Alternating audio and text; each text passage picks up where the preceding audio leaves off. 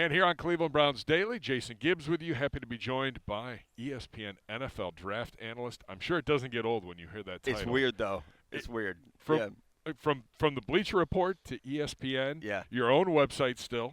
For a little bit there, yeah. I mean, Okay. ESPN is time consuming. That's the big thing, and super fortunate. Like you said, this is my 12th combine, so been doing it a little while. The great Matt Miller joins us here from ESPN, NFL Nation, and ESPN Draft Reporter for the NFL. Follow him on Twitter at NFL Draft Scout. We're back at it, man. It's hard to believe. Super Bowl just 3 weeks ago, and quickly turning the page. And what's been the vibe here this week as you get ready for the combine drills, exercises? We're starting to see the interviews trickle in. Early takeaways from you. Yeah, no, it's an exciting class. It really is. This is a year in which, I do a top 50 list. I do a first-round prospect list.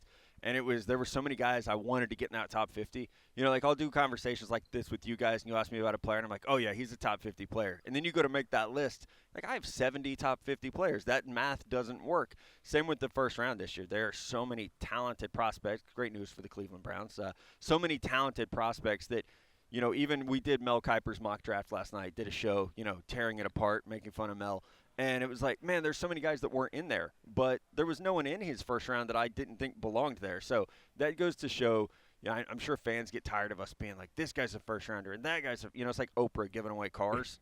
But they're like 35, 40 players who you could realistically see in the first round this year. Absolutely there are. It's super deep. And, I mean, we've seen everything from – 5 to 6, maybe even 7 quarterbacks, wide receivers, especially at the top end of that position or deep, to maybe 10 offensive linemen going in round number 1. Yeah, I mean, I think 4 quarterbacks without a doubt, maybe 5. Wide receiver, 6, 7, 8, maybe.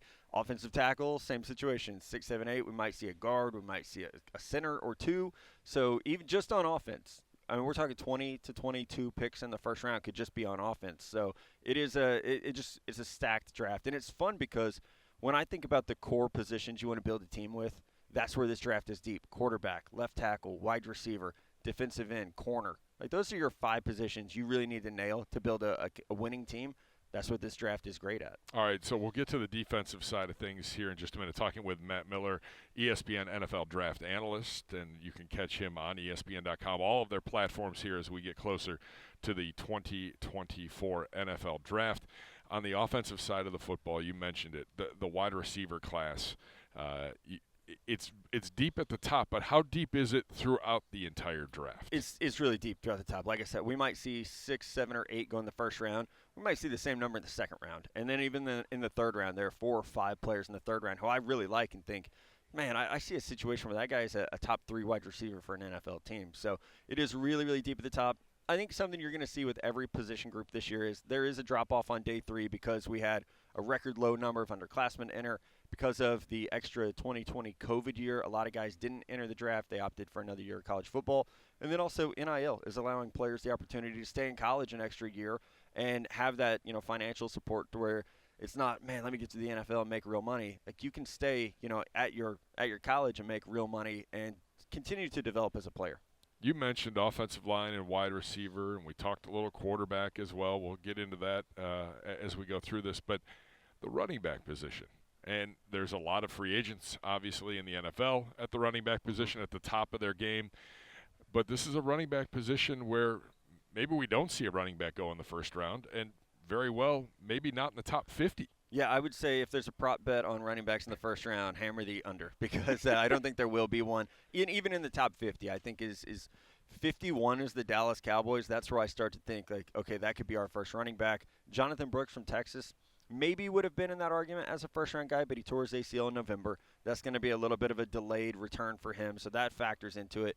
You mentioned the free agent class. It's interesting that the deepest running back free agency class we've seen in a long time happens to coincide with one of the weaker top-end running back classes. So this year at running back, I have 6 guys in the third round. I have 8 guys in the fourth round. So, like, your sweet spot to get a running back this year is the third round or the fourth round, and you could be looking at the number 2 or number 3 running back in the entire class being coming off the board in the third round. On the tackle front and the offensive line front, you mentioned it could be 8, 10 offensive linemen, number of tackles, maybe even a couple centers or an interior lineman. Is there a drop-off after those 10, though? I don't think so. I mean, obviously, the first-round guys are up in a category by themselves for good reason. The second tier of linemen this year, especially on the interior, is still really, really good. Yep, guys like Cooper Beebe from Kansas State, Zach Frazier from West Virginia, they're going to be second, maybe third-round picks for Beebe. They're going to start as rookies probably. Like, they're that talented. Oftentimes, it's just like you got one thing. Like, maybe you're a little short. Maybe you're just a touch slow. And that's why you're, okay, well, he's a second or third-round pick instead of a first-rounder, but he's still fantastic. And I think you could look across the NFL right now. So many of the best interior players were not first-round picks. We Sure. Kansas City, Joe Tooney, Creed Humphrey, Trey Smith. Like, they built that line a little bit through free agency, but second-round pick Creed Humphrey, like sixth-round pick in Trey Smith. So I think on the interior, you can find such great value throughout the draft. Talking with Matt Miller, ESPN NFL Draft Analyst. Catch him on ESPN.com and all the ESPN platforms. Follow him on Twitter at NFL Draft Scout. To the defensive side of the football we go. And for the Browns, a lot of guys, and obviously free agent comes before the draft. Mm-hmm. So we'll see if we can bring back some of the one-year guys that we signed last year. But on the defensive line part of things, defensive tackle right now, there's only 2 guys coming back. Defensive end looks a little cleaner, a few more guys, but defensive tackle, when you take a look at that position, strength, what do we see? Can you wait till day 2 or day 3, or is there a significant drop-off? No, you should wait till day 2, honestly. Byron Murphy from Texas is going to come off the board way before the Browns are even on the radar as picking. After that, I think there's a drop-off to his teammate Tavondre Sweat, who's more of your prototypical nose tackle. Then you would have Johnny Newton from Illinois, kind of in that late first, early second range. And then there is a drop-off to, I think I have 4 defensive tackles ranked right around 50 overall. Guys like Leonard Taylor from Miami, Michael Hall from Ohio State, Brandon Fisk from Florida State. Players who, again, you might have one thing, might be a little bit undersized, but still a really, really good player, someone who's going to factor in. And especially, I think, for Cleveland, it's exciting because you have a defensive coordinator who might be the best doing it. And that makes you excited about, let's get some young guys in here. You bring in the one-year veterans so that you can run the system for a year. Had a ton of success doing that. But I think now you get excited about, let's start working in some of these young guys. And again, not to keep referencing Kansas City, but they've won 2 straight Super Bowls, so they're You're allowed to. But that's what they did with Steve Spagnuolo. They bring Spags in, and they signed some, cheaper free agents to run his system, and then they've been slowly drafting, building it up. And now you've got a situation where you have a great defense. This is mixture, but mostly it's young players that you have homegrown, and that's how you have to build to win. All right, defensive end. Normally we're talking about a star in the top 10 or a go-to can't-miss prospect. Not hearing as much chatter at the defensive end position, but it doesn't mean it's not deep. It's deep. There's just there's not a Myles Garrett, which Correct. There's not one of those. But there's not that guy. There's not a Bosa out there this year. Dallas Turner from Alabama is a really good player. He's 245 pounds, so he's going to become almost scheme specific for some teams where he's not going to play head up on the left tackle every down, as a true 4-3 defensive end. He's going to have to play in space a little bit. Jared Verse from Florida State is 260 pounds, but there's not always that great first step burst. So that is why we're talking about guys. Dallas Turner maybe goes in that 8 to 12 range. Jared Verse in 11 to 15 range. After that, it goes to the depth where you're drafting guys like Darius Robinson from Missouri. I'm from Missouri. He's one of my favorite players in the draft. He's 6'5", 290 pounds. So it's, okay, where do we play a guy that's that big? Do we kick him inside? Do we play him outside? He did all that for Mizzou. But you're kind of left with the question of, all right, we love what you bring into the table. We just haven't seen you do this at one spot consistently. So, you're a late first-round pick at that point. All right, you mentioned the corner room being very strong, and that's a position of strength, although you can never have enough corners. What about the linebacker room? What are you seeing here as we get ready for really the big month push leading up to the NFL I'll draft? be surprised if we see a first-round linebacker. I think Edgerrin Cooper from Texas A&M could test well enough here today when they work out to potentially put himself into that category. But after that, it's just a deep linebacker group. A lot of just really solid guys. Junior Colson from Michigan is just one of the – if we were all just going to sit down together and watch football, he's one of the players you want to watch. It's just fun to watch him play. He's an attacking linebacker. Jalen Ford from Texas is great in coverage. There are a lot of guys like that. Peyton Wilson from North Carolina State is a 3-down player who's a little bit older and has some injury questions, which is why the combine is so important. But it's a good linebacker class. It's much better round 2, round 3 probably even around 4 than it is early. All right, talking with Matt Miller, ESPN NFL Draft Analyst. Safety position.